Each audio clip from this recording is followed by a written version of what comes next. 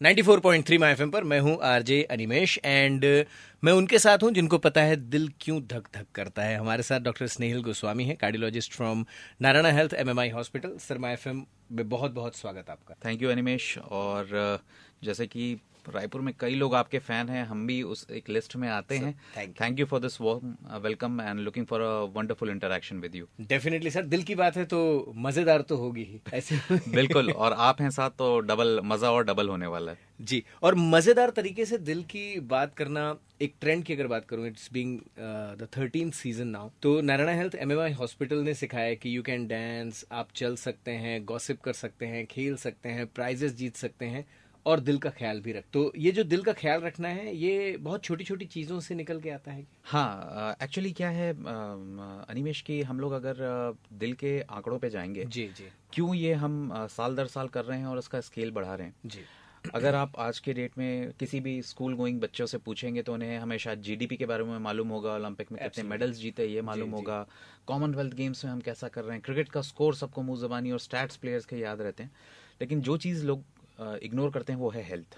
और हेल्थ में हार्ट एक ऐसा ऑर्गन है, मैं उसे शरीर की माँ कहता हूँ। वाह। क्योंकि जैसे एक माँ घर का पूरा ख्याल रखती है और हम उसे इग्नोर करते हैं, माँ है, माँ तो प्यार करेगी ही। हार्ट भी जैसे ही इंसान पैदा होता है तब से धड़कना चालू करता है और हार्ट बंद तो सब बंद। तो हमें उसका ध्यान रखना है, ये मुहिम उसी के लिए है। और जो आपने छोटी बातें कही वहाँ पे, जो मैंने आंकड़ों का जिक्र किया था, 2018 में कोविड के पहले करीबन 23% भारतीयों को ब्लड प्रेशर था और 2023 में ये आंकड़ा 23 से बढ़ के 35% पे चला गया। एक तिहाई आबादी को ब्लड प्रेशर है। ये सिर्फ मैं शहरी आंकड़ों की बात कर रहा हूँ, गांव के आंकड़े हमारे पास हैं ही नहीं। जी जी जी। शुगर उस जमाने में 9% लोगों को हुआ करती थी, बढ़ के 23% लोगों को हो गई। 9 to 23। करेक्ट। मतलब ऐसी तरक्की आपको और किसी फील्ड में देश में नहीं मिल रही जी। और सबसे ज्यादा चौंकाने वाला जो आंकड़ा है वो है कोलेस्ट्रॉल। खराब कोलेस्ट्रॉल की बात करें तो 81.2% जो हमारी आबादी है उनका कोलेस्ट्रॉल लेवल डिरेंज्ड है। तो सोचिए ये आंकड़े कितने चौंकाने और डराने वाले हैं। तो ये मुहिम उसी के लिए है कि हम हार्ट को हेल्दी कर सकें। यानी कि 10 में से 8 से 9 लोग जो हैं वो बैड कोलेस्ट्रॉल से जूझ रहे हैं। करेक्ट। और ये जो सारी चीज़ें हैं कि बीपी बढ़ रहा है, शुगर बढ़ रहा है, कोलेस्ट्रॉल बढ़ रहा है, इस फिल्म का विलन कौन है सर? क्या हमारी लाइफस्टाइल है? क्या चीज़ें हैं जो इधर लेकर जा रही हैं? देखिए, इसमें दो चीज़ों में मैं इनको डिवाइड करता हूँ। एक है मॉडिफाइबल, जो हमारे कंट्रोल में है। जी। ये जो है सीडेंट्री लाइफस्टाइल। आजकल हम डेस्क जॉब की तरफ आ गए हैं, हमारी जो सुविधाएं बढ़ गई हैं। एक ज़माने में शायद हम साइकिल में ऑफिस जाया करते थे, अब कार्स में जा रहे हैं। बिल्कुल। एक ज़माने में हम सारे जो मैनुअल वर्क करते थे अब वो हमारे दरवाजे तक आने लगा है। कोई शायद सब्जी खरीदने जाता था, अब होम डिलीवरी का दौर है। सीडेंट्री लाइफस्टाइल और कोविड ने हमें और आलसी बनाया, वर्क फ्रॉम होम ने। तो इसमें ये जो आप देख रहे हैं 2018 से 23, यानी कि 5 साल में ये दुगने से तिगने आंकड़े बढ़े हैं। तो ये इसमें सीडेंट्री लाइफस्टाइल का एक बहुत बड़ा हाथ है, एक मेजर कंट्रीब्यूटर है।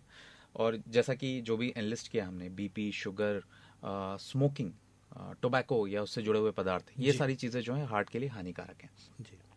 कुछ चीज़ें नॉन मॉडिफाइबल है, उम्र और जीन्स, इस पर आपका कोई कंट्रोल नहीं है। तो जो टारगेट है कि जिस चीज़ को हम कंट्रोल कर सकते हैं, इस वॉकाथॉन के दौरान लोगों तक यही संदेश पहुंचाना है कि जो चीज़ हमारे कंट्रोल में है उसको क्यों ना कंट्रोल किया जाए। जी। यानी कि एक और इसमें फैक्टर वो भी है क्या कि सर, हम भले ही नेता नहीं है लेकिन कुर्सी नहीं छोड़ते। ये मेरे ख्याल से ये स्टेटमेंट तो मैं आपका कॉपी करूंगा और जगह जगह यूज करूंगा अपनी स्पीच में, कि बात तो सही है कि कुर्सी जो है, कुर्सी हमसे छूटती नहीं है। और आजकल हमने अपनी सुविधाएं भी ऐसी, जैसे सेल्फी। जी। सेल्फी में हम सिर्फ चेहरे पे फोकस कर रहे हैं, अगर शायद पूरे शरीर पे फोकस करें तो हमें कुछ स्टिमुलस भी मिले। हमने चीजें ऐसी बना ली है कि चेहरे को ही खूबसूरत कर लेना है और बाकी पूरा शरीर कैसा भी हो रहा है हमें ध्यान नहीं है। शरीर के अंदर की बात तो छोड़ ही दीजिए। जी जी जी। तो ये बात बिल्कुल तय है कि थोड़ा सा हमें एक सिर्फ अगर एक फॉर्मूला बताऊं कि हफ्ते में 150 मिनट, 150 मिनट्स जो है हफ्ते में, लगभग आपके शरीर के फिटनेस के लिए, एक्सरसाइज के लिए जाने चाहिए। जी।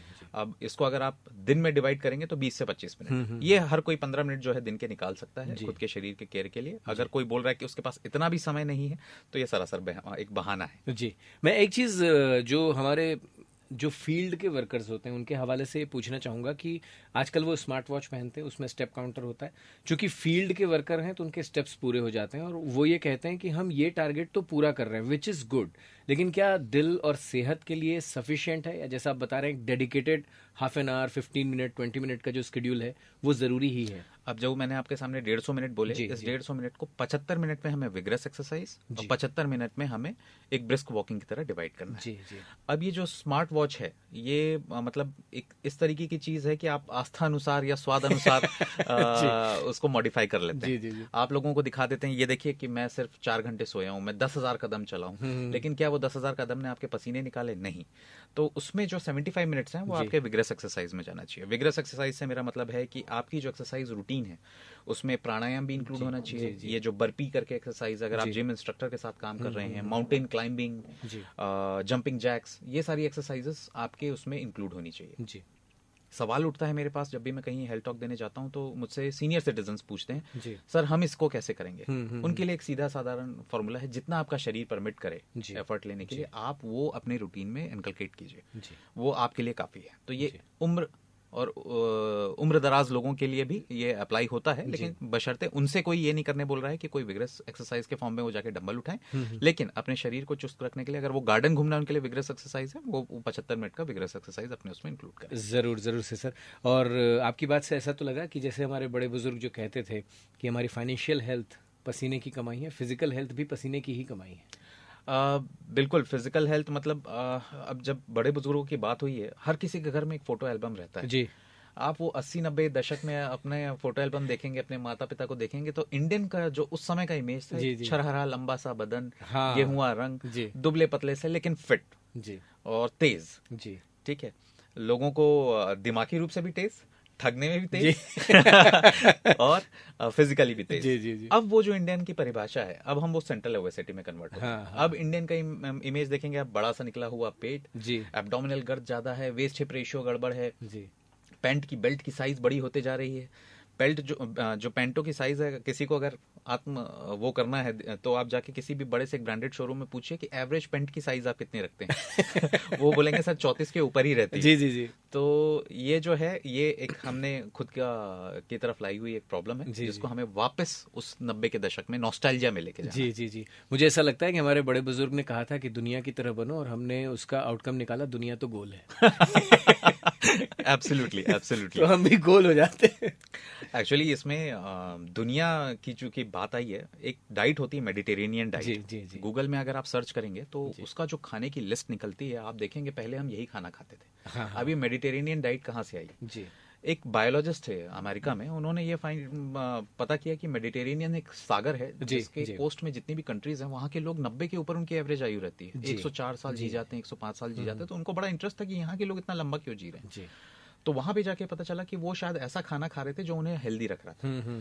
जैसे कि होल ग्रेन्स, जैसे कि हम पहले खाते थे। हमारे खाना सादा दाल चावल, तरह तरह की दाल, गेहूं हो गया, बहुत सारे फ्रूट्स हो गए, बहुत सारे सलाद हो गए। तो ये हमारा उस समय का एक खाना होता था कि दोपहर का खाना आप देखेंगे हरी सब्जियों से भरपूर, बिल्कुल सलाद हो गया, दाल चावल रोटी हो गई। उसको हमने मॉडिफाई किया जी। हम बढ़े रेड मीट की तरफ, हम बढ़े बहुत सारे चीज की तरफ, पिज्जा बर्गर, हम उस वेस्टर्न की तरफ खाने की तरफ गए जो वो छोड़ना चाह रहे थे जी। अब ऐसा हुआ कि वो तो छोड़ लिए हैं, लेकिन हमारे यहाँ आके स्टैग्नेंट हो गया जी। तो ये एक चीज है, एक संदेश है कि मेडिटेरेनियन डाइट अगर कोई भी चाहे, गूगल से आप वो लिस्ट निकाल सकते हैं, उसको डेफिनेटली अपने रूटीन में फॉलो कीजिए जी। जरूर से। और ये जो NH वॉकेथॉन है, ये बहुत सारे मैसेजेस देती है लोगों को कि कैसे हेल्दी लाइफस्टाइल से जुड़ सकते हैं। आप खाने का जिक्र कर रहे हैं, पेरेंट्स की जो थोड़े से हेल्थ को लेकर कॉन्शियस है, उनकी ये समस्या है कि बच्चों को खिलाए कैसे। टीनेजर्स तो जो आप जिक्र कर रहे हैं कि वो जोमेटो पे ही पूरा खाना खाते हैं और वो हेल्थ से थोड़ा दूर ही रहता है जी। तो हैबिट फॉर्मिंग कैसे कर सकते हैं उस जनरेशन को जो अभी इस तरह के खाने से दूर है? सर अभी देखेंगे तो ये टीनेजर्स के लिए अब मुख्यतः 3 प्रॉब्लम है। एक है स्क्रीन टाइम जी, कि जो पहले बच्चे कॉलोनी सिस्टम रहता था, बाहर ग्राउंड में खेलने निकलते थे, क्रिकेट के दीवाने हुआ करते थे, फुटबॉल, वो पूरी तरीके से अब आपको बहुत कम दिखेंगे। रायपुर में भी जब मैं ड्राइव करता हूँ, मुझे कहीं बच्चे को खेलते हुए दिखते हैं तो मैं गाड़ी पार्क करके जरूर देखता हूँ कि क्या बच्चे क्रिकेट खेल रहे हैं, कैसा उनका इंटरेस्ट है।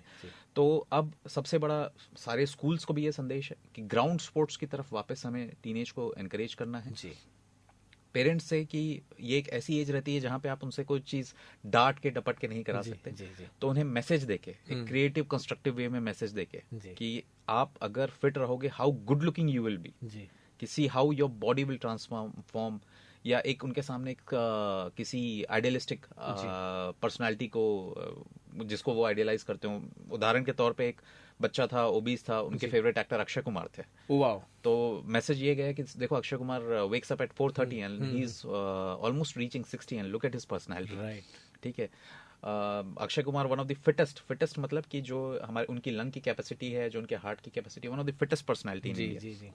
इस तरीके से उनके सामने कुछ उदाहरण पेश करें, जंक फूड्स का उनको बताएं, और घर में भी जहां तक आप लोग खुद एक अच्छी हेल्दी डाइट अपना के उनके लिए मिसाल पेश करें, जिसमें प्रोटीन ज्यादा हो, स्प्राउट्स ज्यादा हो, ब्रेकफास्ट में उस तरीके के डाइट्स को लें। और ये 150 मिनट का जो फॉर्मूला है आप लोग खुद फॉलो करें, जिससे कि फैमिली में भी हर कोई वो फॉलो करे। Definitely, and I am so glad कि आपने अक्षय कुमार को मेंशन किया। यूथ में एक और मिसकंसेप्शन है सर कि सेहत तो तभी है जब डोले हैं। हाँ, तो ये जो जिमिंग बॉडी है, इसका भी एक, मैं कहीं रिपोर्ट पढ़ रहा था कि ओवर एक्सरसाइजिंग से भी काफ़ी नुकसान हो रहा है और दिल पे बहुत इफेक्ट पड़ता है कि आपकी कैपेसिटी क्या है, उससे ज़्यादा अगर आप एक्सरसाइज कर रहे हैं। हमने बहुत सारे जिम में वर्कआउट में कोलैप्स भी देखे हैं।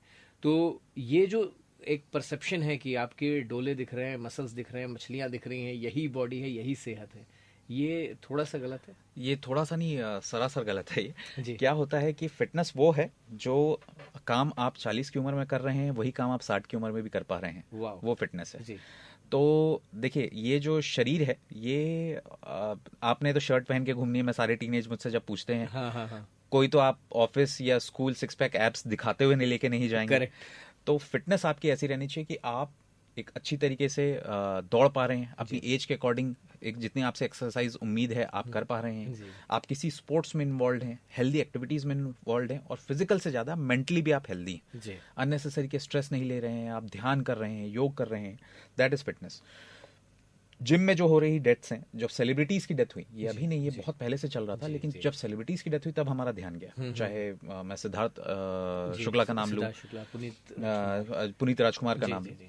तो क्या होता है कि मैं जो बोलना चाह रहा हूँ इन सेलिब्रिटी से कोरिलेट नहीं कर रहा हूँ, लेकिन कुछ यूथ जो है उनको लगता है कि हम सिगरेट पी रहे हैं लेकिन हम जिम कर रहे हैं तो इफेक्ट नेगेट हो गया। वैसा नहीं।